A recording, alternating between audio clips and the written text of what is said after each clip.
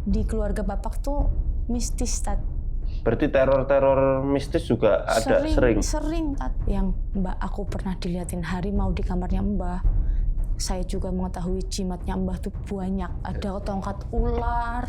Nah, orang-orang selalu mengisukan Mbah saya itu melakukan pesugihan. Maaf, mual? Wasi'a kursiyyuhu as-samawati wal ardh wa la ya'uduhu hifdhuhuma wa huwal 'aliyyul 'azim. Hamim. Faisal! Kamu ya!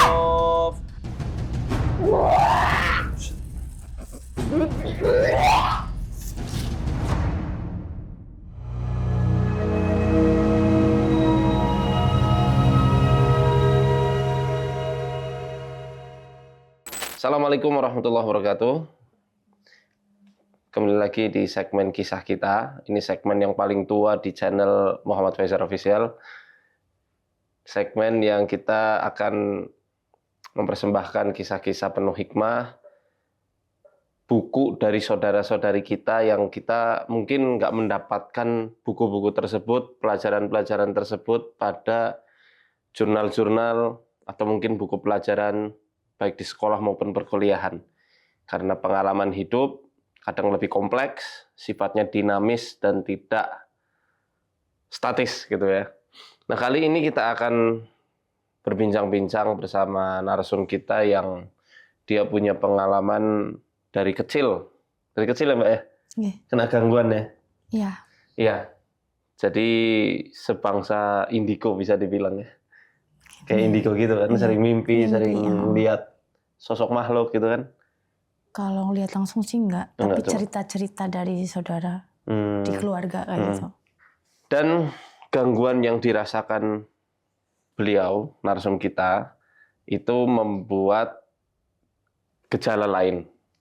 Yang dalam ilmu psikologi bisa dibilang anxiety disorder. Kecemasan ya. Dan cemas terus kan? Yeah. Sampai ada gangguan asam lambung. Yeah. Ya, beliau Mbak Indah, tetangga desa kami di Sokaraja. Sehat ya Mbak ya? Mas? Insya Allah. Sama. Ya, kita mukodimahi gambaran umumnya dulu supaya teman-teman ngerti. Oh, kita mau bahas apa nih? Ya, bahasan kita ya faktor kecemasan dan paranoid. Paranoid itu takut tanpa alasan. Itu sering ngerasain itu ya Mbak ya? Oke, sebelum kita membahas dari segi psikologis, awal mula Mbak diganggu seperti apa Mbak? Bisa diceritain? Umur berapa? Faktor atau latar belakangnya itu apa? Jadi dari kecil TK udah mulai sakit-sakitan, Tats. Dan biasanya tuh demam tinggi sampai halusinasi dan step. Tuh. Nah, kalau misalkan lagi demam tinggi step gitu, aku selalu dijagain keluarga. Soalnya katanya, aku sih agak-agak inget juga kayak mungkin karena halusinasi atau gimana, jadi kayak ngigo, kayak pengen pulang ke rumah bapak, gitu. Padahal itu di rumah bapak gitu. Terus kayak naik kayu gede-gede, terus kalau dibongin, apa kan digendong gitu, Tat. Kalau dibongin tuh kayak ngelingker kayak ular gitu. Terus pas maghrib itu, jadi tubuhnya gini, meringkel ya. Aku rasa juga gitu. Terus pas maghrib gitu diturunin, tiba-tiba kayak ngeliat TV apa, terus lari mau keluar rumah gitu. Itu pas demam? Pas demam gitu. Okay. Nah, dari mulai tumbuh ke SD itu memang kayak takutnya tuh, jadi kayak setiap malam tuh bangun, Tat. Setiap malam kebangun, biasanya jam 1, jam 2, ketakutan, gak bisa tidur. Tapi aku cuman merem, terus megang kencang ibu, karena kan aku ditinggal bapak dari umur 18 bulan. Jadi memang tidurnya dan dibesarkan sama seorang ibu. Cuma ibu aja sama kakak-kakak. Bapak udah almarhum? Almarhum di umur 36 tahun. Masih muda banget. Ibu 35 tahun, ditinggalin anak kecil-kecil. Kakak saya yang pertama kelas 6 SD, yang kedua kelas 4, yang ketiga tuh umur 4 tahun, kakak laki-laki cowok, sekarang udah meninggal. Terus yang terakhir saya 18 bulan. Jadi memang aku nggak lihat secara, cuma lihat di foto. Sakit atau? Katanya komplikasi. Tapi memang di keluarga bapak tuh mistis isunya. Jadi kita tinggal di Mersi tuh memang setiap hari kayak nggak tenang karena banyak teror gitu. Terornya tuh dari ular hampir tiap hari, pacet di bawah bantal, paku kembang dibungkus kain itu ditemuin di atas meteran sama kakak saya. Terus kayak jam 12 malam, aku inget banget 0001 der gitu keras di dinding. Semuanya belum pada tidur. Judul tuh gini lucunya. Jadi kalau ibu ke belakang, semuanya ke belakang, ibu ke depan gitu. Saking pada kayak kita saling menjaga keluarga gitu. Berarti teror mistis juga ada sering? Sering, hampir tiap hari. Aku pulang SD tuh kalau pulang sekolah, kadang di halaman rumah, terus apa? Di halaman? Ular. Itu masih aku pikir masih lumrah di bawah itu ya, Tat. Yang nggak bikin nggak wajar itu di dinding, ngelingker ular di dinding kayak gini. Ular apa tuh? Nggak Kobra paham. atau apa? Nggak paham. Gede kecil? Gedenya nggak gede banget, gede gitu, gede. Segini kan panjangnya? Panjang. Kadang yang di bawah tuh dadak serengenge apa ya? Apa? Dadak serengenge yang warna-warna itu. Nah, karena kan memang kita kan perempuan semua, ada kakak laki-laki nomor 3 itu. Jadi, sama suaminya kakak saya yang pertama. Kadang dibunuh, kadang manggil tukang becak minta tolong, seringnya minta tolong kayak gitu. Lah, ular kok hampir tiap hari kayak gitu-gitu. Tetangga tuh udah pada tahu juga. Dekat sawah nggak sih, Mbak? Depan tuh lapangan Mersi, Tat. Oh, di Mersi, lapangan Mersi. Lapangan kan terus sungai. Iya. Nah, itu saya timurnya persis. Situ. Mungkin nggak ular itu dari sungai? Alam ya, soalnya para tetangga nggak ada juga. Kalau dari jadi rumahku aja. Kategorinya sungai gede, sungai deras gitu. Gitu. Kayaknya kalau ular juga agak kurang ini. Depan, belakang, kanan, kiri tuh udah rumah-rumah, bukan tanah kosong atau kebun kayak gitu. Rumah tetangga mungkin nggak ada, cuma rumah Mbak aja. Dan kita tuh kayak perempuan-perempuan semua gitu loh, Tat. Dalam perkara ini kan kita mencoba buat cari alasan logis dulu ya, betul. sebelum ke nanti mistisnya gitu. Ya, terus kayak pacet di bawah bantal gitu. Pacet tuh lintah. Seberapa? Gede nih? Segini sih paling, nggak gede. Ya lumayan. Oh iya. Kalau yang di gunung lah kecil-kecil biasanya kan nemplok-nemplok gitu. Nah, setiap saya tidur, Tat, jadi takutnya tuh luar biasa, tapi nggak ada apa-apa, tapi aku merem terus kayak disundul-sundul gitu. Dari mana? Dari bawah kasur. Kalau dulu pakai dipan zaman dulu tuh kayu itu loh, Tat. Kasurnya kasur kapuk gitu kan, disundul-sundul gitu. Terus kalau lagi demam kayak itu, kayak ngeliat ada pelorong hijau, mata hijau. Terus kakakku juga diganggu kayak gitu juga yang cowok. Nah, sampai SD tuh berangsur memang sampai SMP, itu SMA. Nah, itu kan itu masih sering kayak gitu, Tat. Nah, kakak saya tiba-tiba jatuh di WC. Tapi nggak bilang, setelahnya pas pemilihan gitu, nyoblos kayak gitu. Terus dia ketawa-ketawa gitu kan. Terus nonton TV, buka baju. Loh, kenapa sih Mas kayak gitu? Badannya tuh melokar-melokar loh, Tat. Terus bilang, penuh luka berarti? Iya, kayak kebeset kayak gitulah. Oh. Nah, terus ketawa-tawa gitu. Bilang habis jatuh di WC gitu. Loh kapan kayak gitu. Terus dia tuh kayak ketawa-ketawa terus aja ditelengna lah beti kayak gitu. Takut, jangan diliatin dah takut kayak gitu. Nah, kita kan bingung ya, maksudnya ini kenapa kayak gitu kan. Terus akhirnya kita diajak ngobrol tuh gitu. Kayak, loh nggak apa-apa kok ya kayak gitu. Nah, katanya saraf kejepit. Nah, karena kita nggak ada apa-apa, kayak ibaratnya ibu tuh cuma jualan rames gitu, jadi kayak memang ekonominya pas-pasan lah gitu. Terus kita akhirnya ke alternatif saraf, kayak beliau tuh kayak Chinese gitu, tapi memang suka bisa mijit pakai herbal kayak gitu. Bisa jalan, hiperaktif jadinya. Nah, hiperaktif Oh, Masya karena Allah. kita cewek-cewek. Jadi kan awalnya hiperaktif tuh muntungin puntung rokok loh, Tat. Ngambilin puntung rokok gitu. Terus dibilangin kayak gitu kayak kecanduan rokok gitu. Apa nih anak konsumsi apa kayak gitu, saya pikir gitu kan. Terus banyak temen-temennya, oh iya ini jadi dicekokin alkohol sama kecubung. Kecubung tuh bikin gila. Iya, kecubung. Bikin gila kayak gitu. Nah tiba-tiba ngambil rokok di warung, Tat. Akhirnya kan kita kurung karena kita kan putih perempuan-perempuan. Nah di situ mulai keanehan terjadi. Dulu kan rumah saya tuh zaman dulu tuh yang jendela panjang yang kotak-kotak 6 kotak itu, Tat. Itu dipecah lewat 1 kotak itu beliau bisa keluar. Kan kayak nggak masuk akal ya, Tat. Iya, kecil kan. Kecil. Cuma segini kan. Ya potongannya. lebih kecil lagi malah. Lebih ini lagi. Terus pakai ventilasi udara yang zaman dulu kayu, yang nggak dari itu dijebol sama dia bisa keluar dari situ kan kayak pakai ilmu belut. Aneh lah ya gitu. Belut putih. Gitu. Terus, nah akhirnya jadi karena kondisi di rumah kami tuh penuh teror dan mistis, ibu aku tuh sholat, Tat. Tapi menurut aku tuh larinya ke kejawen.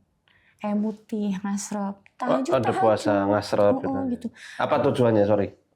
Enggak, aku nggak nanya. Saya pernah nanya, maaf saya potong. Memang nggak ada tujuan apa-apa sih sebetulnya, cuman kan karena nggak ada bimbingan agama, guru atau sebagainya. Bahkan beliau juga acap kali siram di sungai. Gitu. Jadi ritual-ritual yang seperti itu, yang. Nah, itu memang ibu waktu itu dikasih tahu tetangga, teman gitu. Menurut aku itu dukun, Tat. Dan aku menyaksikan sendiri dari SD itu, Tat, sampai sampai SMP kalau nggak salah. Itu ke dukun.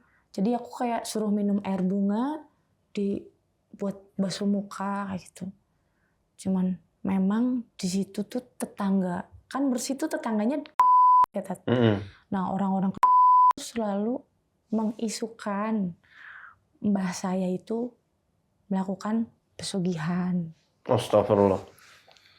Memang mbah saya tuh juragan buah, diakuin gede, Tat. Semua bakul buah dari Purbalingga sampai Purwokerto tuh ngambilnya ke mbah saya. Nggak tahu itu yang ngomong orang-orang umur 18, teman Mbak Sri masih muda ditinggal suaminya kayak gitu-gitu. Nah, biasanya orang-orang iri, mungkin nggak punya skill. Ngelihat orang bisnis yang sukses dituduh pesugihan. Banyak itu kasus kayak gitu. Ditambah ibu saya larinya ke dukun, mungkin makin memperkuat kesugesti ibu saya kayak gitu. Iya. Udah kayak gitu.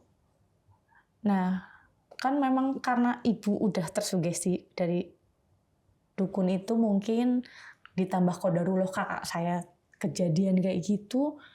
Terus kalau lagi dikurung tuh dia ngamuk, Tat. Ngamuk ke ibu sampai jambak-jambak gitu. Terus berarti saya dulu kayak orang ODGJ. Iya, hampir. Makanya kita sempat bawa ke rumah sakit jiwa juga, tapi dia nyambung, jadi kita bingung gitu. Ya kita cuma bisa istighfar dengan ke ibu aku kayak gitu. Terus bacain ayat kursi sebisanya aku dulu tuh. Gitu. Apa diagnosanya dulu, Mbak? Saya penasaran kasus kakaknya nih. Lupa ya, Tat. Kalau skizofren kan iniin ibu saya sih. Cuma kayak udah di itu, Tat, apa sih? Disetrum apa ya? Bukan. Skizo itu kan kadang juga orang diajak ngobrol masih nyambung. Cuman mood swing-nya parah, kemudian dia nggak bisa membedakan mana yang halu, mana yang realita. Iya. Jadi ambang realita gitu loh. Iya, betul. Jadi antara orang beneran sama halusinasi dia itu kecampur. Ya, sedikit nambahkan. Kalau kakaknya dia sih, kalau yang saya tahu gitu ya, maksudnya dari beberapa sumber, itu memang dulu jatuh di kamar mandi itu sampai nggak bisa jalan. Memang ada indikasi secara medis itu saraf kejepit gitu kan. Sampai waktu itu diobati lah intinya, tapi dipijat itu sampai bisa jalan. Ada beberapa kali ya. Ya itu terus jadinya hiperaktif nah, itu. Setelah itu memang dari si tabib itulah intinya yang bisa ngurut itu, dia bilang ini setelah sembuh nanti hiperaktif anaknya, seperti itu. Nah, nggak tahu, kurang tahu ya apakah hiperaktifnya seperti apa. Terus setelah itu memang bisa aktivitas seperti biasa, tapi betul. ada banyak kejanggalan ya seperti itu. Dia nggak bisa menahan emosi untuk Mana yang baik, mana yang enggak, Iya, kayak gitu. nggak bisa membedain itu Tat. Karena setelah jatuh itu Tat, bener-bener kayak stroke. Jadi dicubit dia apa tuh dia nggak kerasa. Itu udah sebelah kanan terus dia udah menceng gitu Tat. Itu benar-benar asli jatuh atau ada beliau orangnya gini, orangnya terbuka enggak atau sering nyimpen masalah sendiri? Pendiam sih, tapi sayang banget sama aku. Paham, maksud saya khawatirnya dia sebenarnya nggak jatuh tapi dibully orang. Oh, kalau saya ngobrol sama beliau, dulu kan dia ikut salah satu pengusaha counter, karena aktivitas dia itu dekat sama bosnya, dia sering ke gitu. hiburan malam. Diajak kayak gitu.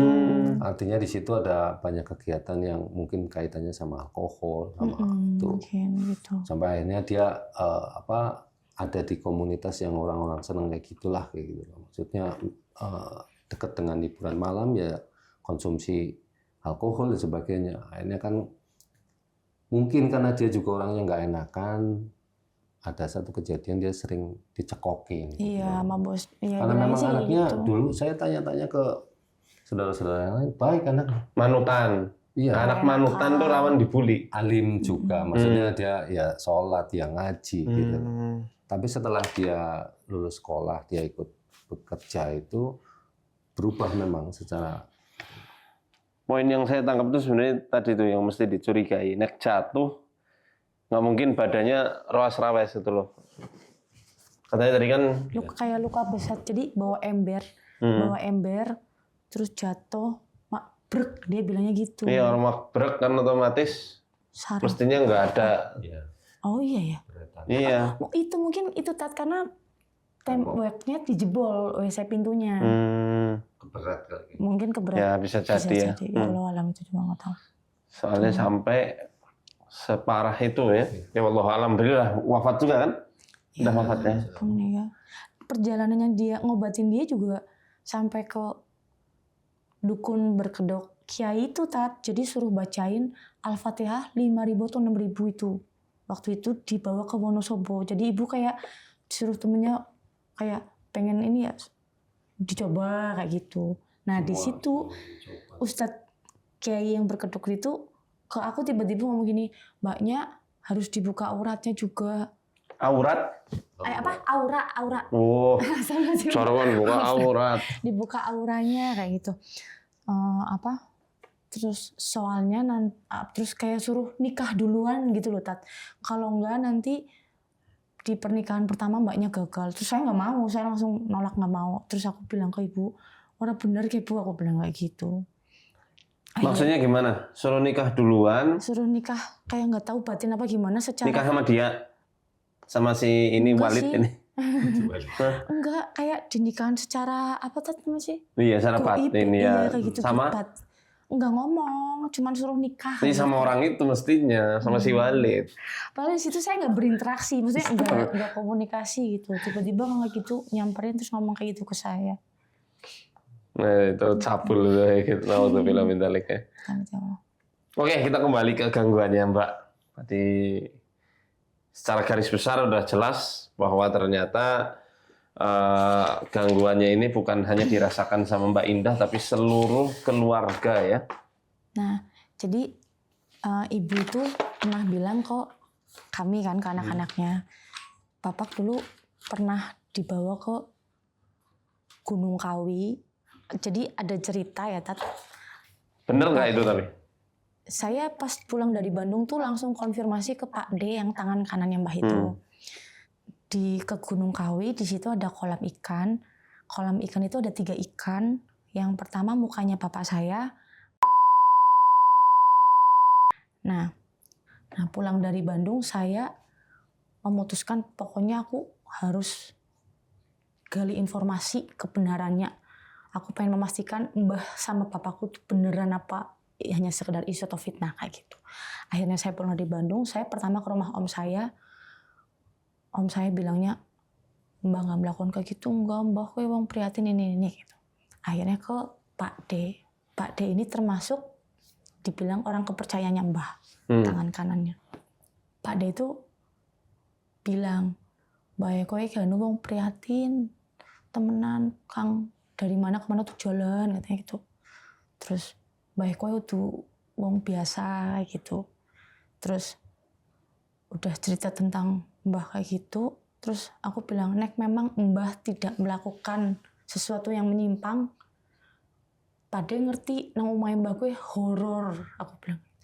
Yang Mbak aku pernah diliatin harimau di kamarnya Mbah. Saya juga mengetahui jimatnya Mbah tuh banyak. Oh, sampai sekarang masih? Udah dikubur. Lanjut dulu, lanjut ya. tentang ceritanya. Ada tongkat ular. Yang setahu aku sih itu, Pak D saya diliatin perempuan cantik banget sampai pingsan gitu. Dan semua saking cantiknya. Iya, dan semua keluarga besar Mbah itu memang tahu di rumah Mbah tuh angker lah kayak gitu, horor kayak gitu. Karena Mbah tuh buta huruf loh, Tat. Ada yang diliatin penjaga-penjaganya di rumah Mbah tuh katanya kakinya setinggi orang manusia normal gitu. Alhamdulillah selama di rumah Mbah aku nggak pernah diliatin, nggak pernah apa-apa, tapi memang takutnya luar biasa, lebih takut di rumah Mbah dari di rumah sendiri. Udah takut, di rumah Mbah lebih takut gitu. Nah terus di rumah Mbah kadang kayak ada ular juga, sampai tetangga diliatin. Memang isu itu tuh memang gencar lah, Tat. Isu itu memang gencar. Orang lagi ronda diliatin luwak. Aku sampai malu sendiri, Tat. Kayak ngene kok. Jadi mbahnya aku tuh ngewakafin musola loh, Tat, buat umum.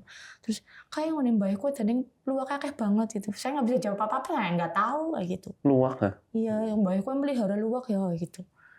Zaman kecilnya itu. Terus memang iya luwak gitu. Terus yang pas ronda itu di parabola lihat mukanya manusia. Apa? Luwak. Luwak kepala manusia. Gitu. Masuk museum luar biasa tuh. Terus, makhluk langka itu. gitu. Luwak kepala manusia. Dia jaga di rumah Mbah. Ada yang lihat orang ronda. Ya anggap aja dia memang karena rumah Mbah memang sering banyak luwaknya ya. Di genteng itu aku ya nggak bisa jawab juga, aku cuma diem gitu. Nah pas aku menelusuri cari info ke Pak D itu, kenapa Nek memang Mbah tidak melakukan pesugihan atau apapun melenceng, Dek? Kenapa ada cerita Gunung Kawi kolam ikan 3 ikan itu wujud Pak D sama Pak D gitu. Terus tapi Mbah Eko orang milih kue ndah kayak gitu. Mbah Eko milih sing meng kanan gitu. Nah akhirnya beliau cerita yang kesana tuh Mbah Kakung, Bapak yang nyupirin, terus Pak D saya, Mbah Putri ikut apa ya? Mbah Putri sama satu lagi orang yang kayak nunjukin ke situ lah yang kayak gitu. Makelarnya ya? Iya gitu. Makelar apa? Calo dukun. Gitu. Terus kayak pernah dengar kayak dari Mbah ke Serandil kayak gitu-gitu. Oke, pokoknya banyak tempat ritualnya beliau ya. Berarti anggota keluarga juga sampai detik ini masih ada yang indigo? Masih. Banyak? Mbak saya nomor 2 itu. Oh, nah ini yang kemarin saya tanya. Lanjut Mbak. Jadi terus budenya ngomong, "Omahku memang akeh pendemane, apa deh gitu. Kepala wedus hitam gitu." Lah, masih ada? Waktu bangun rumah itu tuh banyak pendeman kayak gitu katanya. Terus, lah kenapa harus anak kayak gue deh, aku bilang kayak gitu. Ya kena nukone Mbah Kakung kayak gitu. Nah ada sepupu dari anaknya Om, jadi keluarga Om itu jadi keluarga Om tuh meyakini Mbah itu melakukan kayak gitu sampai 7 turunan. Nah yang suaminya ini, yang Habib ini waktu itu meninggal sampai istrinya tuh kayak nggak terima, terlalu kuat kayak gitu. Apa yang terlalu kuat? Pesugihannya? Iya itu ya, punya Mbah itulah ya kayak gitu. La ilaha illallah. Nah sampai Pak D itu ngomong ke saya kayak gini, Tat. Kian ora sembarangan gelem nguber. Aku pertamanya nggak paham gitu kan. Nguber temenan arep dukun ngendi bae anu. Aku langsung subhanallah astagfirullahaladzim. Tapi memang dia kejawen, Tat, pada desa itu. Allah lebih kuat, aku dalam hati kayak gitu. Sampai pulang aku sampai menanamkan afirmasi ke diri aku sendiri. Itu cuman makhluk, Betul. Allah lebih kuasa. Betul. Aku kayak gitu di jalan. Terus kan aku waktu itu alhamdulillah ya Tat, baru-baru kayak hijrah memang. Aku tuh kayak bisa sampai puasa ayamul bid gitu. Terus kok puasa gitu. Alhamdulillah dia lagi puasa kan ditawarin makan gitu. Terus puasa weton kowe kayak gitu. Tapi aku nggak debat, cuma diem aja gitu. Nah, yang anaknya om saya ini yang cowok, dia kejawen juga. Jadi dia tuh kayak nirakati gitu loh, Tat. Nirakati apa? Nirakati jimat-jimatnya Mbah. Oh. Terus Berarti sampai sekarang ya masih ada jimat-jimatnya. tapi dikeduk sama om saya nggak ada, Tat. Terus pertanyaannya, ngapain om ngeduk? Tongkat ularnya Nah itu nggak tahu. hilang juga. Dikeduk nggak ada. Semuanya tongkat itu Emang dipendem? Dipendem kata Pade itu, yang tangan kanannya Mbah itu. Nah, Nirakati buat mewujudkan. Ya, Itu biasanya digeser itu ke dimensi mereka. Kalau memang betul ya. Nah, kalau menurut sepupunya omongannya sepupu sama Pade aku tuh nyambung. Jadi Apa tuh? omnya ngomong ke saya, Padenya ngomong ke saya. Jadi sepupuku itu narik jimatnya Mbah gitu. Terus kata Pade ketarik 3. Terus waktu itu sepupuku tuh memang hubungannya sama saya tuh baik. Karena sama-sama Mbak Yusa itu kayak kurang klop kayak gitu. Keras, sama-sama keras itu. Aku tetap baik sama dia. Dia nunjukin Tat batu giok ijo, bentuk berlian, bentuk udah diamond. Kalung apa ya Mas? mutiara. Mutiara ya, mutiara putih. Iya. Mutiara itu gitu. Terus aku tidak tertarik dengan hal kayak gitu. Aku terserah kamu kayak itu. Aku nggak mau komentar, nggak mau apa-apa kayak gitu. Terus pada saat rumah itu mau dijual juga dia kayak ngomong abotin ini. Pokoknya aku prinsipnya kalau memang itu mau dijual, qadarullah kalau ini terjadi, kalau enggak udah aku mikirnya udah gitu doang gitu. Terus nah kata Pak D itu sepeninggalnya Mbah itu memang jimat-jimatnya Mbah dikubur 7 langkah dari makamnya Mbah, karena Mbah dimakamin di tanah pekarangan Mbah, tanahnya Mbah. Rumah sendiri. Bukan di pemakaman. umum. Dan itu permintaan beliau sendiri. Sampai pada saat meninggalnya Mbah, ada yang julid Tat, dibongkar makamnya pasti gedebogan kayak gitu. Astagfirullah. Aku ya sedih ya, maksudnya sakit hati juga gitu. Terus Mitosnya kan kayak gitu. Saya kalau katanya orang pesugihan jasadnya diambil jin terus ditukar jadi kedepok pisang. Pisang iya itu ngomong kayak gitu. Parah. Terus Pak. Makin menarik nih. Saya baru tahu soalnya kisah ini. Kalau Mbak nggak cerita saya nggak tahu ya. Tahunya cuma insight-nya aja. Iya. Terus udah gitu Nah om saya Nyun memang terkenalnya tuh kayak rakus gitu loh Tat. Rakus harta kayak gitu. Tamak lah itu. Jadi jatahnya aku, jatahnya kakakku, jatahnya Mbak Imbayuku tuh diambil alih, dijual. Tapi kan kita kayak ya udah gitu. Nah, sampai itu bongkar jimatnya, terus orang nanan dah dibongkar gitu.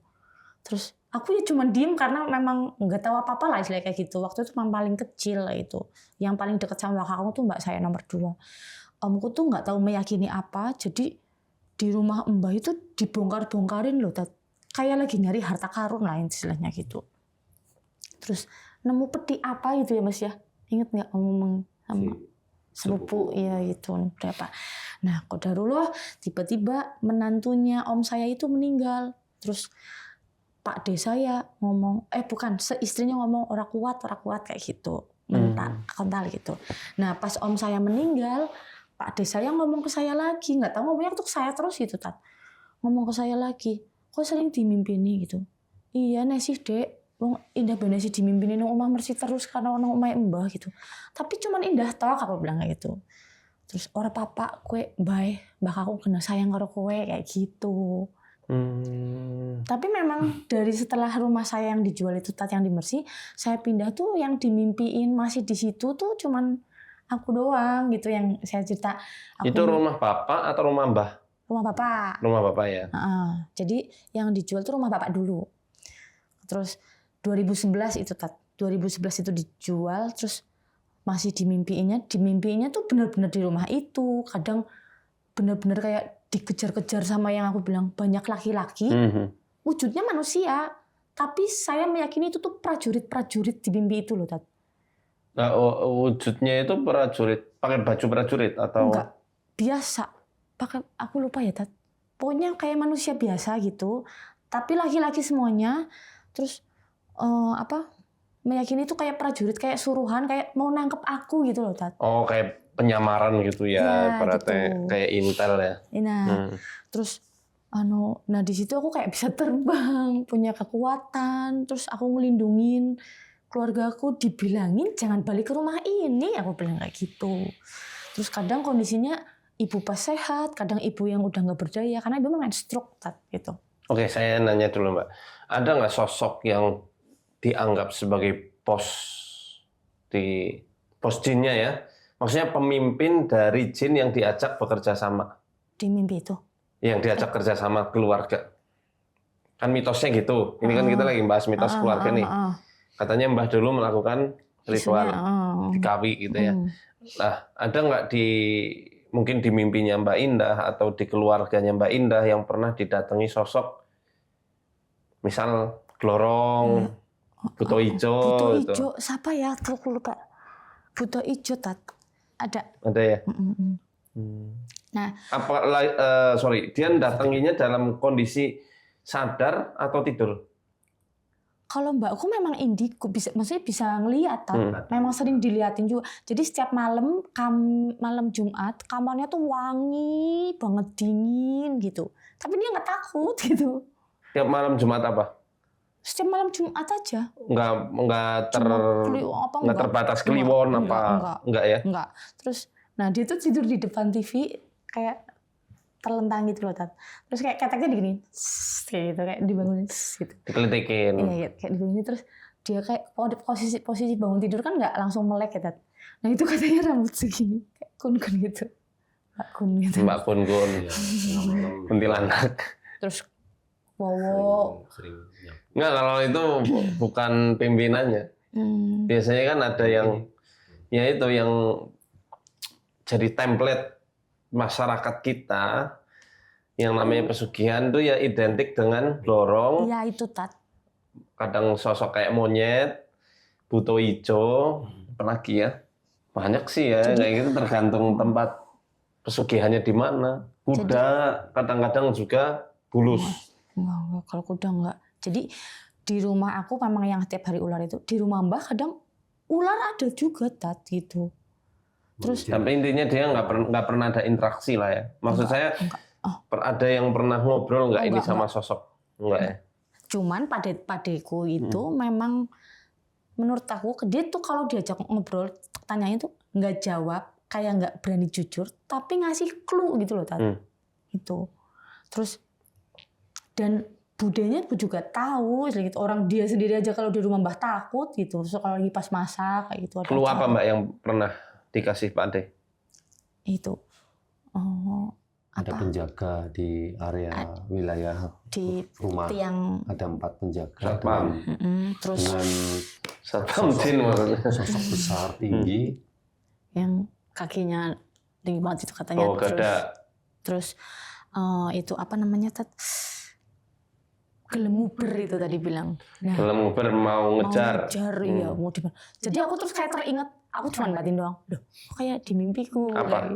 Yang ngejar tuh sosoknya apa yang Mbak lihat? Laki-laki banyak, Tat. Iya, berarti wujud yang prajurit itu ya. Iya. Nggak ada sosok aneh. Nggak ada sih. Mimpinya. Mungkin izin nambahin, Tat. Iya, boleh. Ada beberapa yang memang mungkin tanpa sepengetahuan Indah ini saya coba cari-cari tahu ya, karena dulu saya kenal ini juga kayaknya kok banyak banget cerita-cerita yang seperti itu. Mistis sekali ini, serius. Jadi mungkin ini buat pelengkap aja sih, Tat. Jadi Mbah itu memang ada 3 putra-putri, hanya 3. Memang dulu ayahnya Indah ini sulung yang dipercaya dan paling disayang. Ikut bekerja juga di usaha bisnisnya. Tapi setelah beberapa kejadian berproses berlalu, kebetulan qadarullah bapak itu sakit pas perjalanan lagi ambil buah di Surabaya. Jadi itu memang harusnya 4 kali jalan. Tapi karena memang beliau itu orangnya mungkin sehat waktu itu, kuat, itu di perjalanan yang kedua itu sudah nggak kuat sampai di sini. Kalau diagnosa itu sempat dibawa ke dokter, tapi belum ada penanganan dari Mbah untuk dipindahkan ke alternatif. Nah itu karena mungkin diagnosa dari itu kayak semacam orang angin duduk. Di sana nggak ada penanganan. Omnya cerita sendiri karena yang ditungguin itu omnya adiknya bapak persis gitu ya. Itu dari semenjak dipindah dari dokter ke situ, itu sampai malam, larut malam itu nggak ada penanganan sama sekali. Jadi semacam kayak di pondok gitu kan. Nah, begitu malamnya menjelang nggak ada, itu memang meninggalnya itu wafatnya di pangkuannya adik. Jadi mau orang buang air besar, tapi udah nggak kuat, lemes, akhirnya diambil. Nah, pada saat prosesi itu beliau jenazah dibawa pulang. Tapi yang saya agak aneh juga, itu pihak istri nggak dikasih tahu. Jadi ibu tahu suaminya sakit, nggak boleh nengok, nggak boleh nungguin. Tahu-tahu dalam kondisi dipulangkan meninggal, nggak dibawa ke rumah, Tat. Dibawanya ke rumah Mbah. Aku tuh bayangin setelah menikah tuh hancurnya ibuku, mentalnya nggak gila aja udah keren gitu. Nah, tak tambahin ya, Tat. Itu yang di sana kan yang nungguin Om sama karyawannya Mbah. Nah, karyawannya tuh yang dekat sama ibu pernah nyeritain di sana tuh kata tante-tanteku tuh ngomong apa? Gabah dibakar, pengobatannya tuh katanya suruh makan kayak gitu. Makan apa? Gabah yang dibakar gitu, Tat. Sekam. Iya, kan loh. Tapi ibu nggak boleh nengok, nggak boleh ke sana, Tat. Kondisi jenazah itu banyak lebam di tubuh. Biru-biru. Nah, cuma kalau saya pribadi ya mungkin itu kurang oksigen, penanganan bisa jadi jantung atau mungkin yang masalah angin duduk itu, karena katanya komplikasi oksigen, gitu. Jadi akhirnya terjadi banyak lebam. Gitu. Nah sampai dengan pemakamannya pun ya, maksudnya ibu itu waktu itu kondur dari pasar sampai nggak tahu rame-rame itu ada apa. Ada apa? Astagfirullah. Jahat. Jadi nggak tahu suaminya meninggal? Nggak tahu, Tat. Nah, coba saya telusuri lagi di kemudian hari gitu kan. Nah di situ banyak proses lah mungkin di rumahnya Indah ini yang lama karena sepeninggalannya ayahnya itu saya sempat ngobrol juga sama almarhum ibu. Itu kenapa sih dulu sering ada rumor itu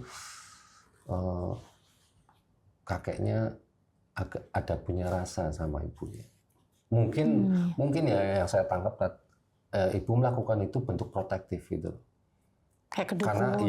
Karena mungkin isu yang di luar kan santer bahwa Mbah itu sangat kuat dari segi apanya saya nggak tahu ya, mungkin dari segi amalannya atau mungkin ritualnya saya nggak tahu.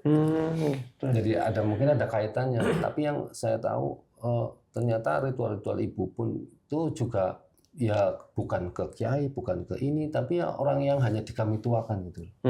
Seperti itu. Bahkan beberapa ya saya sama Indah itu pernah ketemu ini. Waktu itu saya masih pacaran gitu. Masih apa? Masih pacaran menikah gitu. Sertifikat hilang. Iya kan saya bagian CS, mau pencairan kan. Nah, terus pas itu aku memang mau resign loh, Tat. Karena kondisi ibu udah sakit-sakitan, nggak mau dibawa ke Bandung. Udah ngedrop, aku ada cara juga, aku cuti seminggu tuh, bed rest 24 jam itu. Akhirnya aku pulang mudik, minta tolong temenin. Aku ada berkas hilang, sertifikat. Jadi aku ke dukun itu. Saya juga bingung tadi. Saya juga baru tahu itu loh kok hilang ke sini lagi kayak gitu. Aku ini.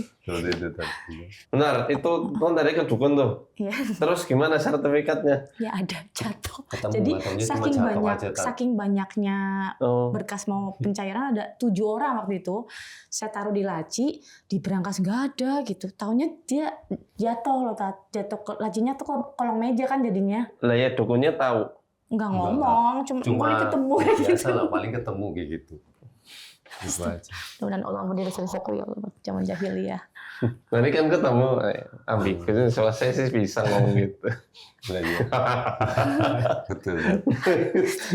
Nah, dari proses-proses itu akhirnya mungkin dari segi finansial dan usaha itu banyak kemerosotan yang akhirnya kepemimpinannya Mbah itu di situ itu dipegang kendali sama adiknya Bapak yang akhirnya habis juga jatuh karena memang mungkin dari segi mental bisnis dan sebagainya nggak ada mungkin ya gitu loh, nggak ada penerus lah seperti ayahnya gitu loh.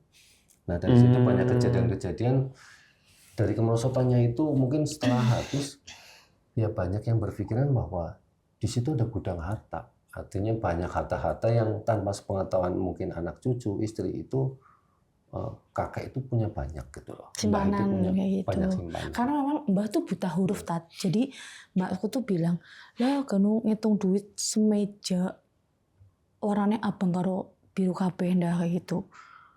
Terus mbakku tuh tahu siapa yang nyuri dari Mbah. Dan itu semuanya saudara Tat. Karena memang Mbah tuh benar-benar buta huruf kayak gitu.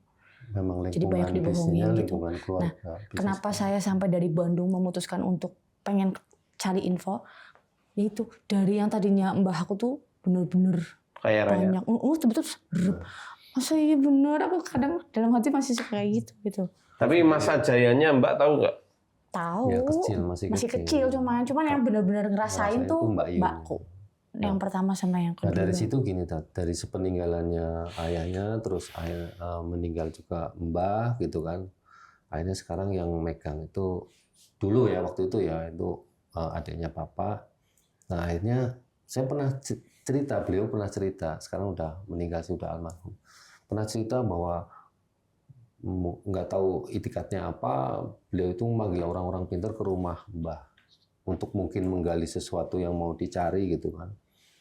Nah tapi rata-rata gagal, baik dari Cirebon, dari mana aja itu. Iya. Larinya, cluenya itu ke arah kidul, kalau kidul bahasa Indonesia apa ya, selatan gitu loh. Jadi arahnya ke pantai lah tadi itu loh. Nah kebetulan itu selama beliau melakukan itu nggak pernah berhasil, dan yang diajak juga sepupunya tadi. Nah, yang narik itu. Nah itu orang Cirebon, itu orang luar apa saudara? Luar. Tapi kok tahu rumornya dari mana? Sepupu aku yang ngasih tahu. Iya. Jadi kayak memang keluarga Om tuh meyakini loh Tan. Iya. Diminta lah untuk ini, di ritualin ini banyak ya intinya. Nah akhirnya dari perjalanan itu yang diajak itu sepupunya yang kebetulan anak nomor berapa ya? Anak laki-lakinya lah. Banyak. Nah sepeninggalannya Om sudah nggak ada, diteruskan sama sepupunya.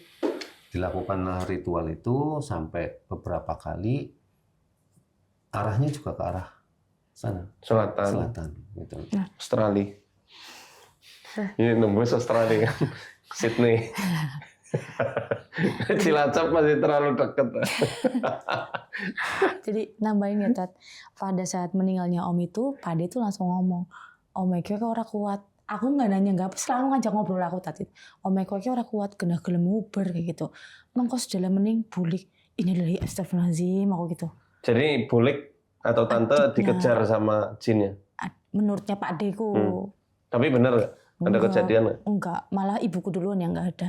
Nah, uniknya Tat, putra-putranya Bulik kan 3 bersaudara, Bapak, Om, sama Bulik. Yang laki-laki itu kena gangguan jiwa juga. Semua? Hampir laki-laki, yang laki-laki. Oh berarti yang laki-laki? Iya. Cuman yang anaknya Om yang meyakini itu enggak. Yang nggak meyakini diganggu, yang meyakini enggak.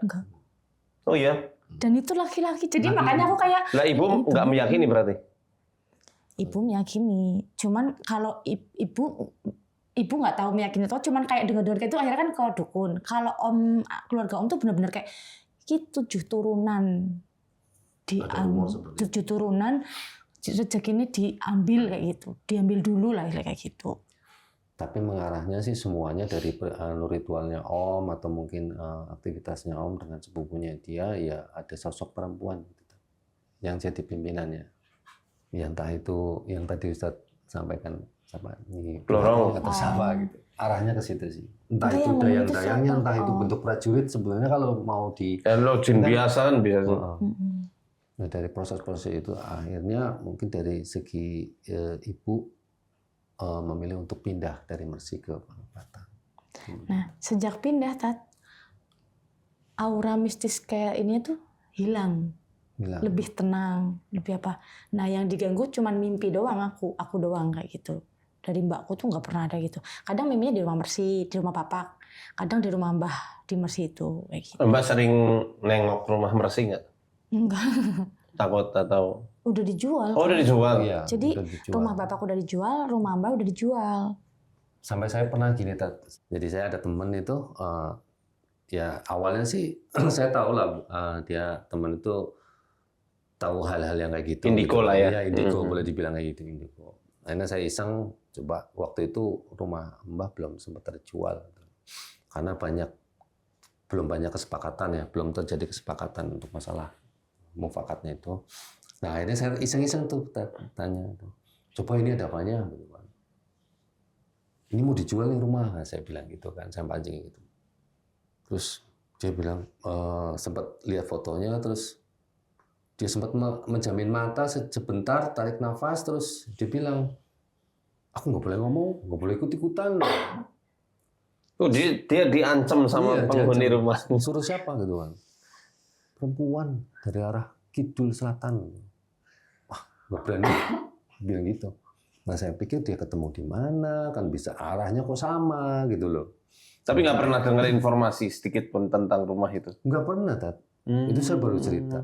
Itu kejadian yang pertama. Yang kedua, waktu saya pernah ada di Kalimantan Barat, kebetulan depan lokasi kerja saya itu ada kenalan saya, teman ya yang baru kenal juga di situ. Dia alim lah saya bilang tuh.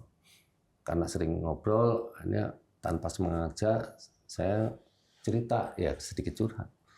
Saya punya istri itu sering ketakutan gitu loh. Sering mimpi Sering di mimpi. rumah. Tapi yang anehnya sampai saya kesel itu kok mimpinya nggak pernah berubah, kayak nggak ada mimpi yang lain gitu loh. Polanya sama ya. Iya, dan berlanjut kalau terus ini. gitu. Nah, itu sempat teman saya diam sebentar, ya sama menjamin mata, terus dia bilang, kalau dari sisi ibunya sih baik, terang gitu loh, maksudnya yang saya lihat terang. Tapi kalau dari sisi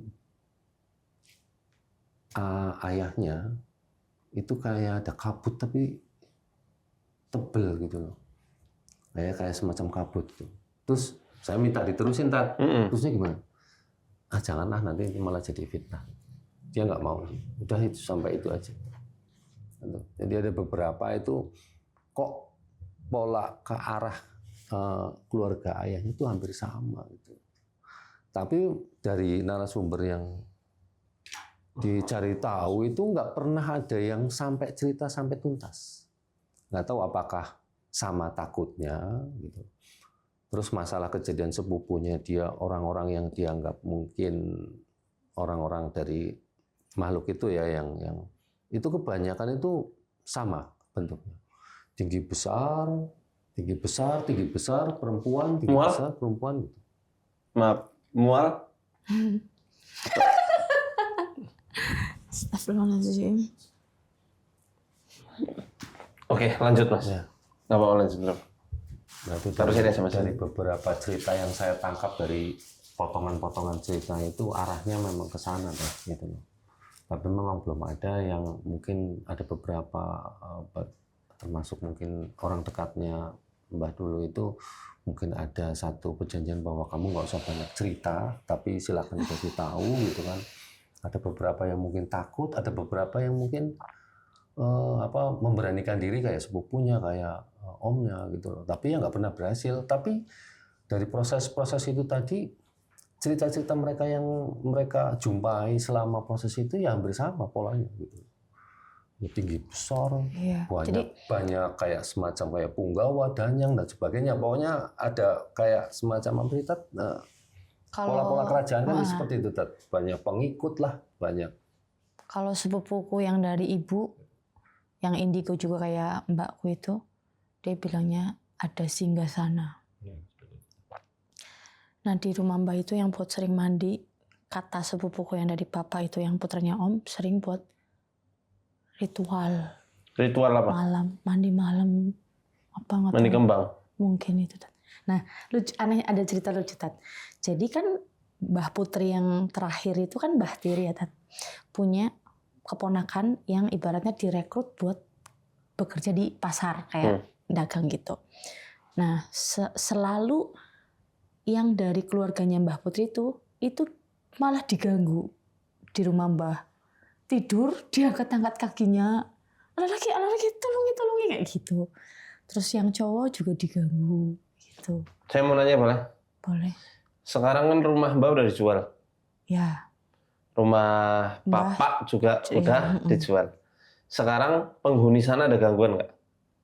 Belum pernah Nggak nanya tahu, kita. nggak pernah. Belum pernah nanya. Belum pernah ketemu juga. Oh, yang Kalau beli rumah Mbak rumahnya Mbah itu kan masih tetangga Tat. Jadi karena terlalu luas dibagi 2 pembeli.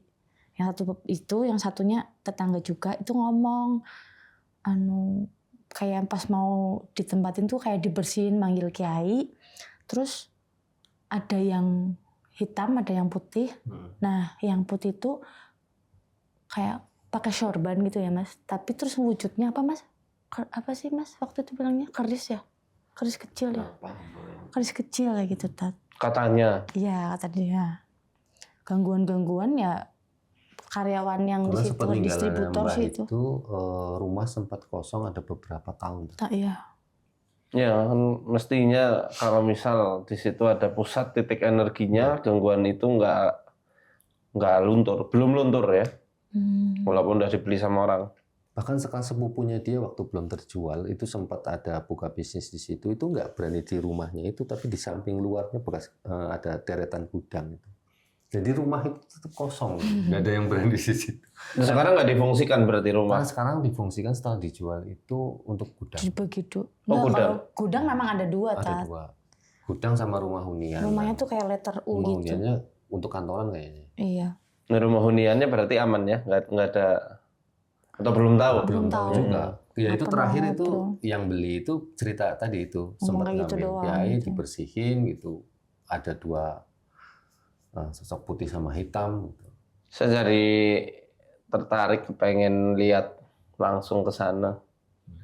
Cuma kan karena udah bukan punya keluarga lagi ya, Iya. mesti harus izin sama Tapi pemilik baik, baru. maksudnya memang dari orang-orang terdekat Mbah dulu yang tahu juga Mbahnya gitu. Jadi nggak kemana-mana sih sebetulnya gitu. Nah, terus terakhir itu memang dari sepupu itu dia mencoba yang kemarin saya ceritakan Ustaz, dia melakukan itu selama harusnya sih 40 hari tapi di 3 hari terakhir itu gagalnya karena dia berdua tapi yang satu lari ketakutan.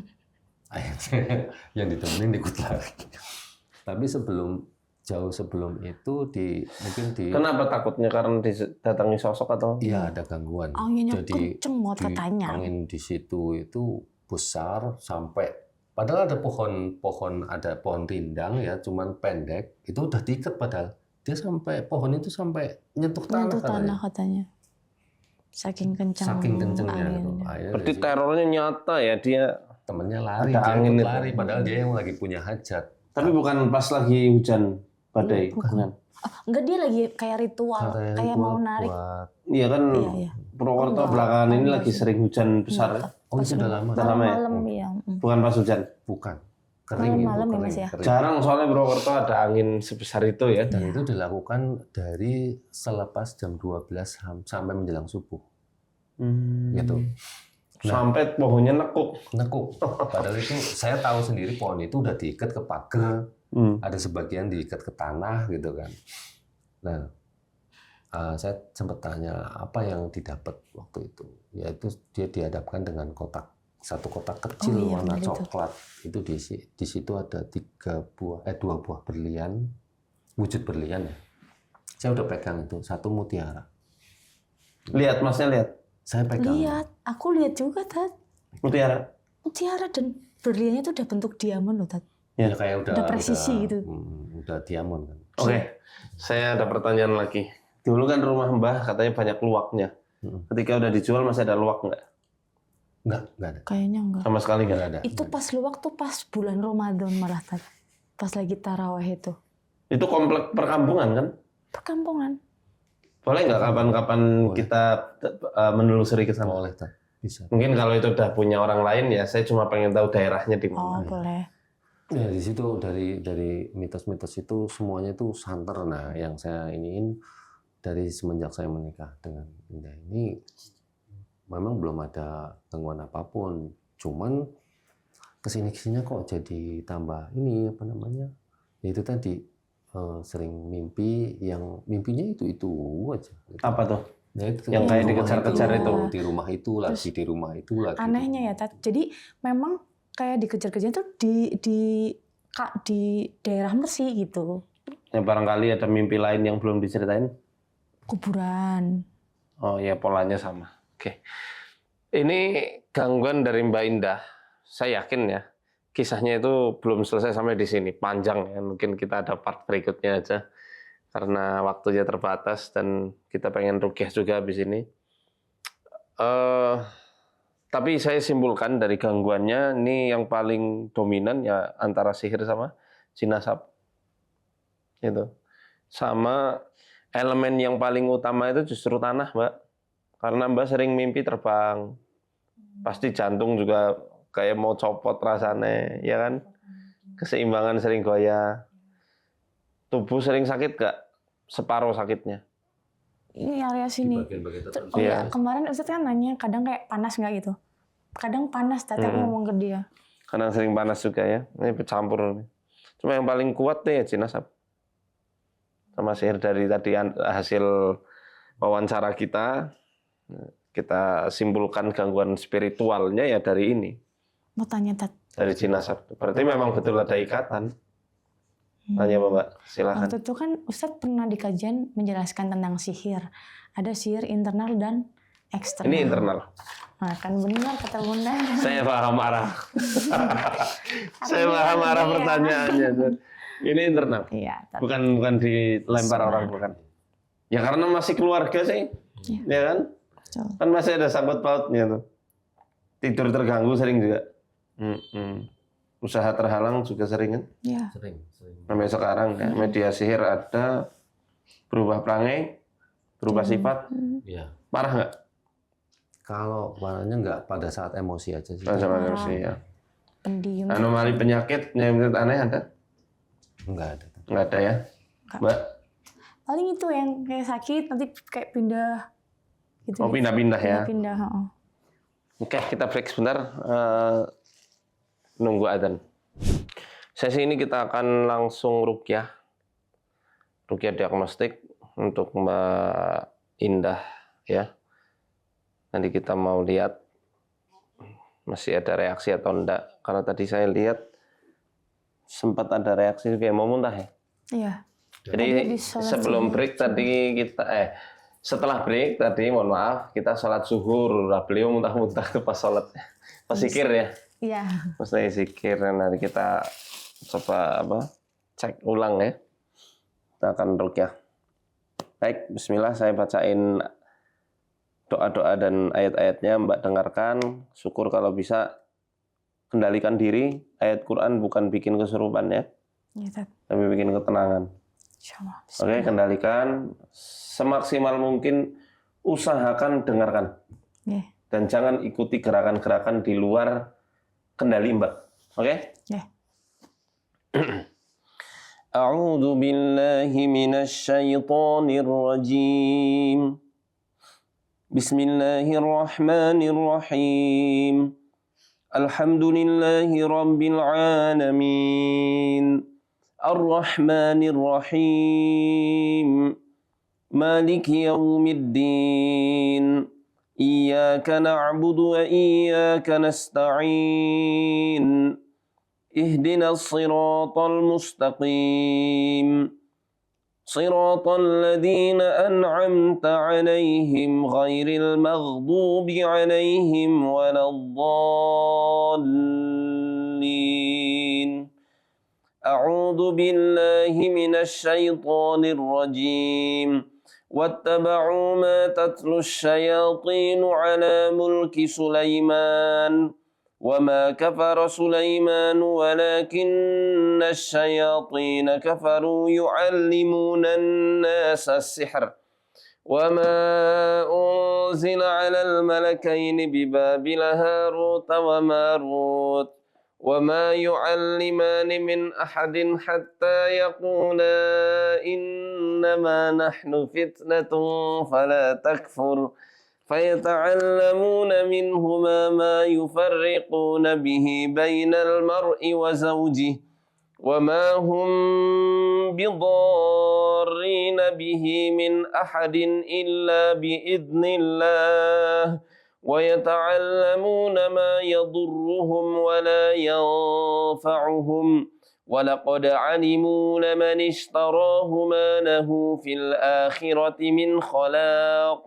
ولبئس ما شروا به أنفسهم لو كانوا يعلمون ولو أنهم آمنوا واتقوا لمثوبة من عند الله خير لو كانوا يعلمون أعوذ بالله من الشيطان الرجيم ولنبلونكم بشيء من الخوف والجوع ونقص من الأموال والأنفس والثمرات وبشر الصابرين الذين إذا أصابتهم مصيبة قالوا إنا لله وإنا إليه راجعون إنا لله وإنا إليه راجعون أولئك عليهم صلوات من ربهم ورحمة وأولئك هم المهتدون أعوذ بالله من الشيطان الرجيم إنما حرم عليكم الميتة والدم ولحم الخنزير وما أهل به لغير الله فمن اضطر غير باغ ولا عاد فلا إثم عليه إن الله غفور رحيم إنما حرم عليكم الميتة والدم ولحم الخنزير وما أهل به لغير الله فمن اضطر غير باغ ولا عاد فلا إثم عليه إن الله غفور رحيم إنما حرم عليكم الميتة والدم ولحم الخنزير وما أهل به لغير الله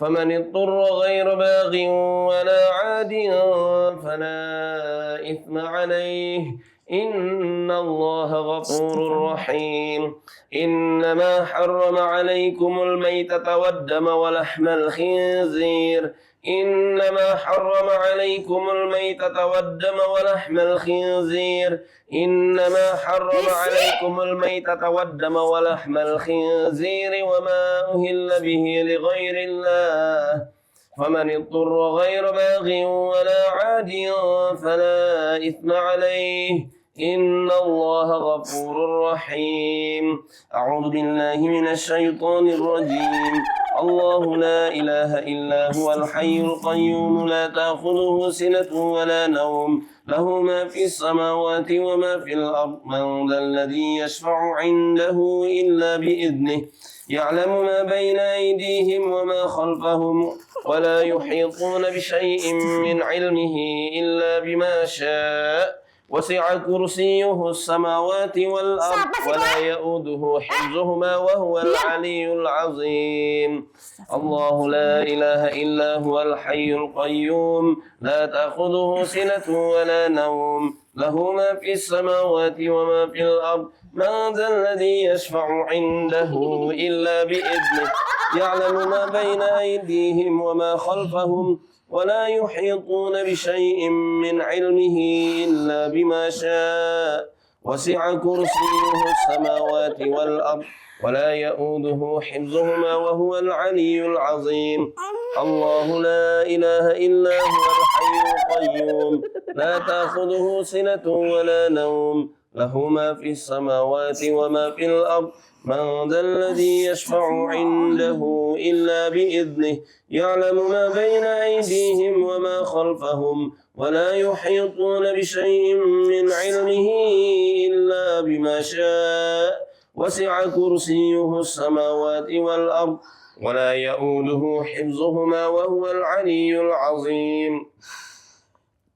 لا إكراه في الدين قد تبين الرشد من الغي فمن يكفر بالطاغوت ويؤمن بالله فقد استمسك بالعروة الوثقى لا انفصام لها والله سميع عليم. الله ولي الذين آمنوا يخرجهم من الظلمات إلى النور والذين كفروا أولياؤهم الطاغوت يخرجونهم من النور إلى الظلمات أولئك أصحاب النار هم فيها خالدون. أعوذ بالله من الشيطان الرجيم. إذ يغشيكم النعاس أمنة منه وينزل عليكم من السماء ماء ليطهركم به ويذهب عنكم رجز الشيطان وليربط على قلوبكم ويثبت به الأقدام. أعوذ بالله من الشيطان الرجيم. واستفزز من استطعت منهم بصوتك وأجلب عليهم بخيلك ورجلك وشاركهم في الأموال والأولاد وعدهم وما يعدهم الشيطان إلا غرورا. أعوذ بالله من الشيطان الرجيم. أفحسب الذين كفروا أن يتخذوا عبادي من دوني أولياء إنا أعتدنا جهنم للكافرين نزلا. قل هل ننبئكم بالأخسرين أعمالا الذين ضل سعيهم في الحياة الدنيا وهم يحسبون أنهم يحسنون صنعا. أولئك الذين كفروا بآيات ربهم ولقائه فحبطت أعمالهم فلا نقيم لهم يوم القيامة وزنا. ذلك جزاؤهم جهنم بما كفروا واتخذوا آياتي ورسلي هزوا. إن الذين آمنوا وعملوا الصالحات كانت لهم جنات الفردوس نزلا خالدين فيها لا يبغون عنها حولا. قل لو كان البحر مدادا لكلمات ربي لنفد البحر قبل أن تنفد كلمات ربي ولو جئنا بمثله مددا.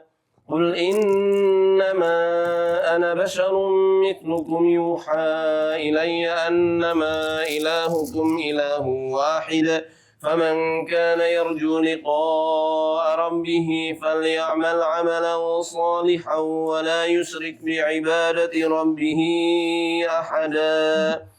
بسم الله الرحمن الرحيم.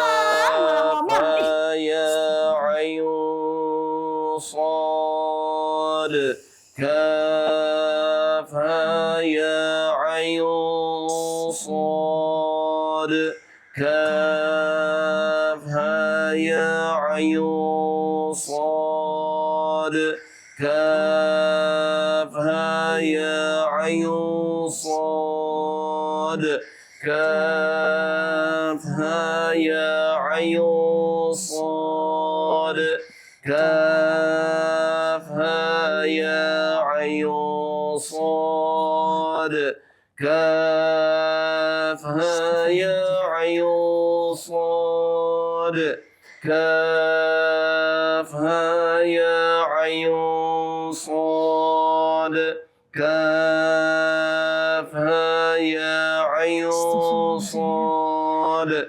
حميم عين سين قاف حميم عين سين قاف حميم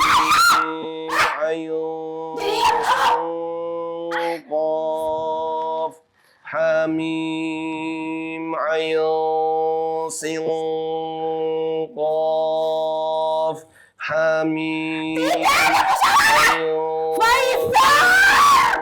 qaf ha mim ain sin qaf Hamim Ain Sin Qaf A'udzu billahi minasy syaithanir rajim Law anzalna hadzal qur'ana 'ala jabalin lara'aitahu khashi'an mutasaddian min khasyatillah wa tilkal amthalu nadribuha lin-nasi la'allahum yatafakkarun لو أنزلنا هذا القرآن على جبل لرأيته خاشعا متصدعا من خشية الله وتلك الأمثال نضربها للناس لعلهم يتفكرون والله الذي لا إله إلا هو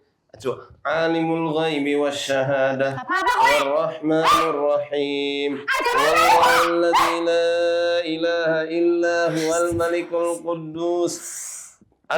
القدوس السلام المؤمن المهيمن العزيز الجبار المتكبر سبحان الله عما يشركون والله الخالق البارئ المصور له الأسماء الحسنى يسبح له ما في السماوات والأرض وهو العزيز الحكيم. Kobrak-abrik ya udah. Ikari.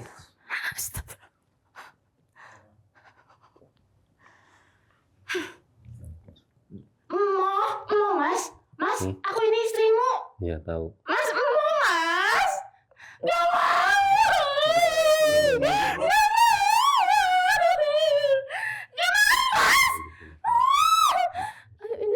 Bismillah. Ayo Mbak. Bisa sama Allah. Jangan takut. Lagi Mas. 2 kali. Gak apa-apa telan aja gak apa. Ayo Mbak Indah ini Mbak Indah. Iya. Kalau Mbak Indah nggak ngerasain apa-apa kan? Iya.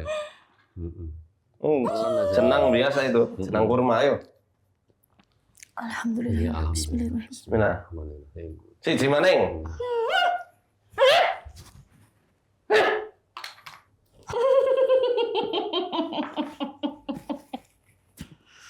Astagfirullahaladzim. Mulai saya. Melilit tat. Nah, coba bismillah. Bismillahirrahmanirrahim. Nggak usah khawatir mencret ya. Sebenarnya ini nggak akan ada efek samping apa-apa kecuali yang ada sesuatunya. Muntah, mencret ya biasa kayak gitu emang pengeluarannya. Apa sih gila, Jan? Diwe apa nyang? Hah? Sirup. Sirup kurma bidara. Betok mari ngemek kowe. Astagfirullah. Bos aku apa jane? Sapa ben ngerti kowe? Orang pengen ngerti kok. Ih, Jan, pakai temen sih. A'udzu billahi minasy syaithanir rajim. Ngalih. Laqad ja'akum rasulun min anfusikum azizun 'alaihi ma 'anittum harisun 'alaikum bil mu'minina raufur rahim. Fa in tawallaw faqul hasbiyallahu la ilaha illa huwa 'alaihi tawakkaltu wa huwa rabbul 'arsyil 'azim.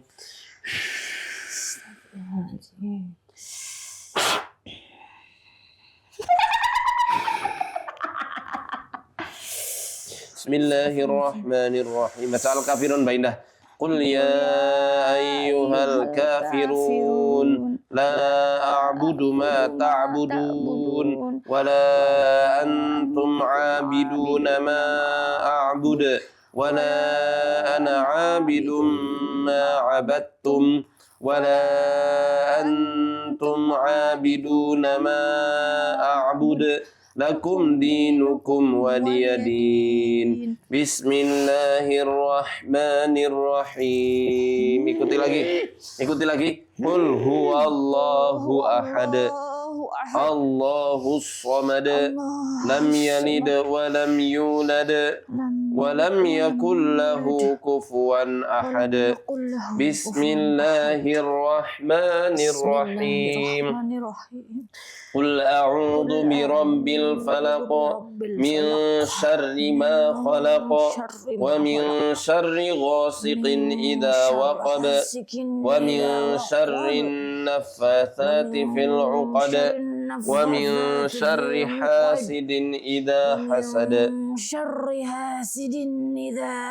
Ulangi lagi. Qul a'udzu birabbil falaq min syarri ma khalaq wa min syarri ghasiqin idza waqab wa min syarri naffatsati fil 'uqad wa min syarri hasidin idza hasad. Qul a'udzu birabbil falaq min syarri ma khalaq wa min syarri ghasiqin idza waqab wa min syarri naffatsati fil 'uqad wa min syarri hasidin idza hasad. Ayo baca lagi.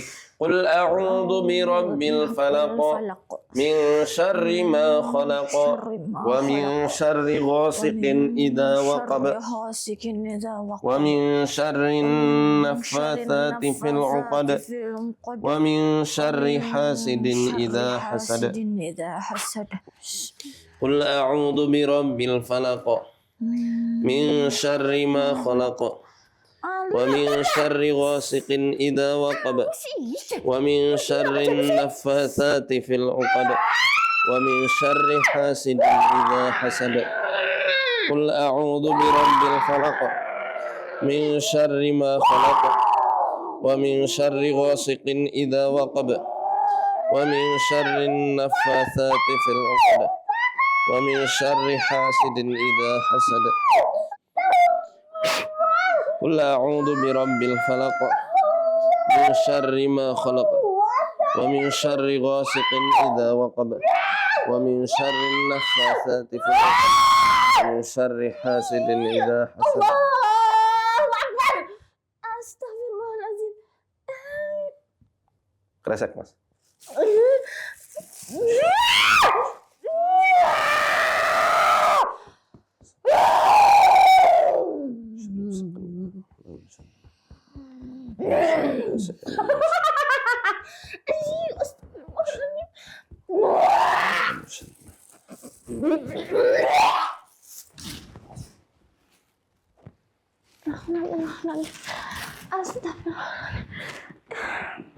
Masih pusing? Ayo muntah.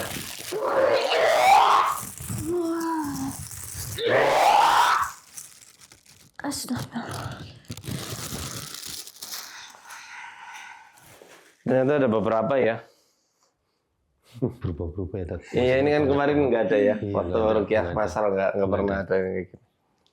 Tapi tadi pagi juga waktu mau berangkat, sekarang semenjak yang hari itu mulai sensitif, artinya bentar-bentar kayak nunjukin mau keluar gitu. Iya. Maksudnya Iya, alhamdulillah. Gitu. Ya, tadi pagi juga sempat saya bilang apa gitu, dia mulai berani bentak loh. Oh iya. Makanya aku belum ngomong. Nah, Coba. ini alternya. Kalau yang barusan alter bukan jin. Antara itu Ego alter yang kependem. Emang 11-12 ya antara alam bawah sadar manusia sama setan. Kita mesti harus bedain. Aduh, astagfirullah. Nah, istirahat dulu. Mau istirahat dulu? Selonjor, Mbak, biar enak. Sambil minum. Justru yang reaksi ini barusan pas epistemologi sihir di Al-Falaq. Ada. Iya, itu yang pas Pak Kuswoyo. Masa sih? Saya nggak lihat waktu itu. Jadi rasanya pas dibacain surat Al-Baqarah 102 terus Yunus 81 sama Maryam itu, aku terus kayak gitu sininya sakit, kesakitan kayak mau meledak gitu, kayak tarik gitu kayak tadi itu. Cuman nggak terlalu yang kayak gini. Cuma aku kerasanya kayak gini. Ya kalau memang ada ikatan perjanjian ya mesti kita putus. Iya, Tat. Kapan-kapan nanti kita ke Mersi. Tenang dulu. Ya nanti pengeluarannya murni, ngeluarin mereka. Kenapa tadi saya katakan itu alter? Kepancing sih sama jenengan. Iya.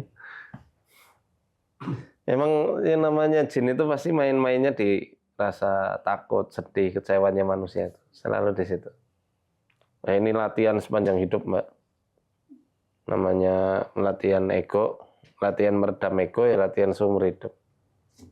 Iya, Tat. Perutnya lagi muter-muter ya? Iya. Mules? Mules apa mual? Melilit. Kemarin habis yang hari Minggu juga di rumah melilit terus kayak tiba-tiba kayak diare. Iya bagus loh. Memang biasanya pengeluaran lewat situ, diare. Lewat BAB kalau enggak lewat muntah. Kalau Mbak dari BAB, Iya. muntah enggak? Muntah enggak ya Mas ya kayaknya ya. Pipis terus enggak? Pipis ya. Iya, itu. Terus-terusan ya, beser ya? Iya. Iya bagus. Terus pas sholat subuh kemarin malam kayak tiba-tiba kayak takut. Terus sekarang sudah ada perubahan belum? Ini masih berat ini, Tat. Tapi waktu habis Enggak, dari yang dulu banget sebelum ikut. Oh banyak, Tat, banyak perubahan. Ya? Alhamdulillah. Sejak di Rukia itu, Tat, mimpi yang terbang dan di Mersi udah mulai jarang. Oh, alhamdulillah. Baru kemarin-kemarin sekali ya, Mas. Yang mimpi kayak di tangan kayak jaket berdarah gitu, nganu aku lah gitu. Jadi intensitasnya berkurang ya? Berkurang. Ya, alhamdulillah. Ya itu yang progres itu yang saya cari sebenarnya. Saya tuh tiba-tiba kayak kena gangguan TMJ loh, Tat. Apa? Aku tuh kan buat nguap sakit, ini sakit. Karena aku nggak punya BPJS, aku browsing. Kenapa nih gitu? Udah ke puskesmas 2 kali, bukan dari gusi, bukan dari gigi. Kataku apa ya? Terus kalau di browsingan mengarah ke TMJ. Aku senam TMJ sembuh. Tiba-tiba waktu itu sininya kayak mulai gedein loh, Tat. Sakit. Kayak mau bengkak gitu. Tapi Aku nggak percaya. Ini dilihat nih, Bunda aja ngerasain. Pas kemarin Rukia sama Ustadz hari Minggu tuh, ini udah enggak Hilang. Alhamdulillah. Sekarang apa yang masih dirasa sekarang? Perut, Dada. dada berdebar banget. Ini nih dari sini Tat. Pegang di perutnya. Tangan kanan. Itu yang tempat sakitnya itu. Pakai tangan dua nggak masalah. Ikuti saya. Yang tenang dulu, yang tenang. Oke, relax. Ikuti saya. Bismillah. Bismillah. Bismillah. Bismillah. Bismillah. Mau. Bismillah. Maindah. Bismillah. Bismillah. A'udzu billahi A'udzubillahi wa qudratihi wa qudratihi min syarri min syarri ma ajidu ma ajidu wa uhadir. wa uhadir. A'udzu billahi Wis lama. A'udzu billahi A'udzubillahi wa qudratihi wa qudratihi min syarri min syarri ma ajidu ma ajidu wa uhadir. wa uhadir. Metu hitung nanti telu orang metu sembelih. Sitat lah. Siji, loro, Mama ya. loro, Ya. Astagfirullah. telu. Wis ora ana kompromi iki. Kabehan. Nang sirah, nang dada, nang weteng metu kabeh. Aja nang sing ngumpetan. Ngapa sih kok udah kuning dong? Oke. Bismillah, Allahu Akbar. Qatiluhum ya Allah.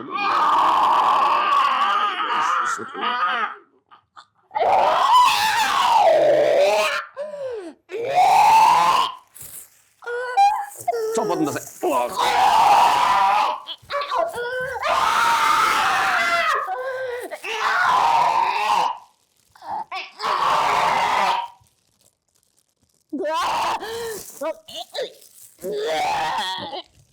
Kurang ajar kok yang ngejar.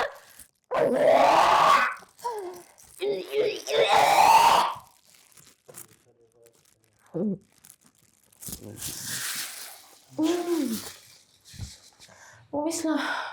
Wis lah. Malah coba beli kamu. Dan kowe sih sama jadi kowe. Ditolongi iki dulure kowe, apa ditolongi? Ajan. Astagfirullahaladzim. Mbak, itu yang di perut emosi Mbak yang ketahan banyak banget tuh. Ungkapin. Mau nangis terserah. Teriak-teriakin aja. Jangan ada yang diendap.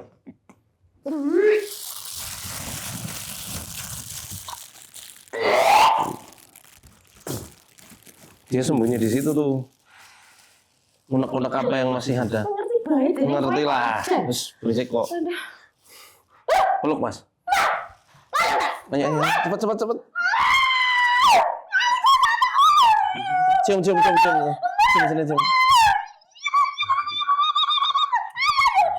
Yuk, Pak. Baca Fatihah. Yang lama.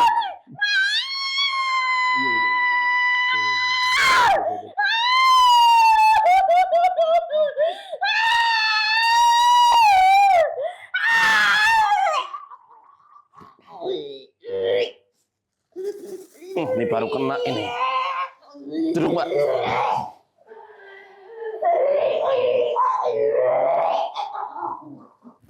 Astagfirullahaladzim. La ilaha illallah.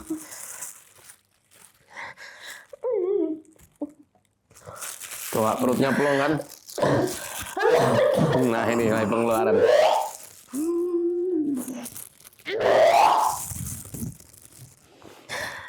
Astagfirullah. La ilaha illallah. Astagfirullah. Gimana perutnya? Pelan-pelan ya, yang namanya pemulihan secara psikologis memang butuh waktu. Bukan dengan teriak-teriak, bukan dengan tangisan aja, tapi butuh latihan dan pendampingan secara rutin.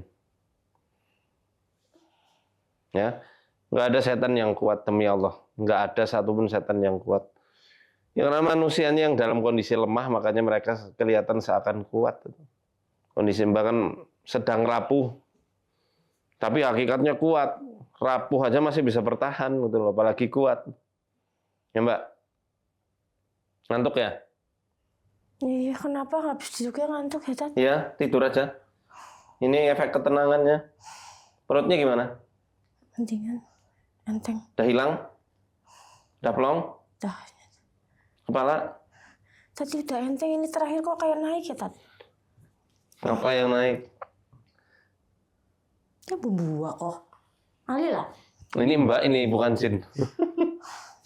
Lihat aja gelagatnya. Beda kan? Mbak? Bumbu lah, Tat, aku bingung. Iya, udah lama sih. Nahan unek-unek terus. Sendirian.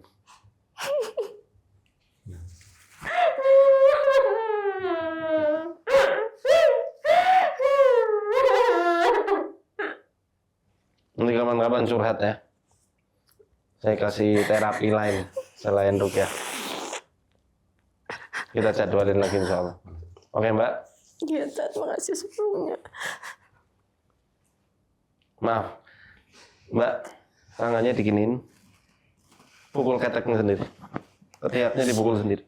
Kanan kiri. Bismillah. Coba terus. Oke, yang kiri. Gantian ya. Mual ya? Berarti benar, asam lambung. Yang naik ke atas itu dari ini, GERD-nya. Terus Mbak, nggak apa-apa.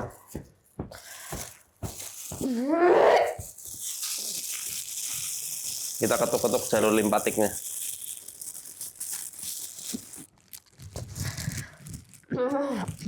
Ketuk sini ya. 2 titik di sini. Sendiri boleh Mbak. Sini nih.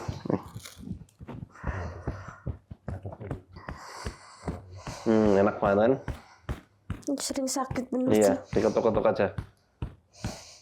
Itu jalur limpatik.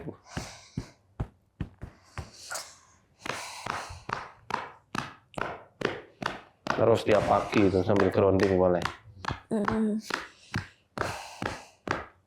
Coba yang tadi kerasa naik, sekarang gimana rasanya? Enteng. Iya, iya. Ketukannya kalau ada yang kayak gitu, ditapok di sini ya. Dari sini dari ketiaknya sampai sini, sampai rusuk. Terus sini, sama sini. Ntar bisa buat itu. Terus. Nah, tuh mendingan. Masya Allah, tabarakallah. Iya, Tat. Kita doakan ya Mbak Indah Menik diberikan kesembuhan sempurna, segera diberikan momongan oleh Allah, Amin. diberkahi rezekinya, ditambah rezekinya, Amin. diberikan kesehatan, kekuatan lahir batin, panjang umur dalam ketaatan Amin, pada ya Allah Allah. dan Rasul. Itu yang terpenting ya. Amin. Dan nanti kalau misalnya ada tindak lanjut dan memang dibolehkan, insya Allah ya kita akan menelusuri tempat yang katanya ada harta karunnya itu. Harta karun atau harta apa Mbak? Itu Ya, biar Mbak Indah sekarang istirahat dulu, kita selesaikan di sesi ini. Nah, nanti insya Allah, yaitu kalau diperkenankan, insya Allah ada sesi lanjutannya. Oh ya, bagi teman-teman yang mau mendaftar untuk jadi narasumber seperti Mbak Indah dan teman-teman yang lain, bisa hubungi nomor admin yang ada di bawah ini. Ini admin resmi MFO. Jadi yang mendaftar ke nomor ini, ya kita seleksi. Jadi kalau yang mau mendaftar privat untuk pengobatan selain buat channel YouTube, bisa ke yayasan kami di Arsadaya Daka Internasional. Nomor ada di deskripsi video. Terima kasih. Assalamualaikum warahmatullahi wabarakatuh. Waalaikumsalam warahmatullahi wabarakatuh.